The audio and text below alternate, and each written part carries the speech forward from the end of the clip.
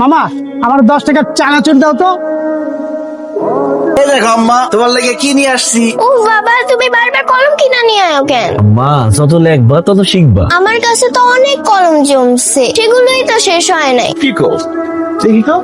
দেখো কতগুলা। ও মা, এত কলম রয়ে গেছে, তুমি কি লেখো না? লিখি তো, একটাই অনেক দিন যায়, তুমি তো 2 দিন পর পরই কিনা নিয়ে আয়ো, এর জন্য এতগুলা জমছে। তোর বাপে কি আর পড়াশোনা করছে যে জানবো এক কলম কয়দিন যায়? আমি পড়াশোনা করি নাই, আমি ক্লাস 3 পাস। আমি আরেকটু লেখাপড়া করলে উকিল হয়ে যাইতাম।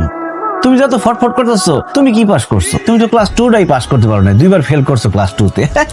একদম হাসবা না, দাঁতের মধ্যে কিন্তু আগুন লাগা দিমু।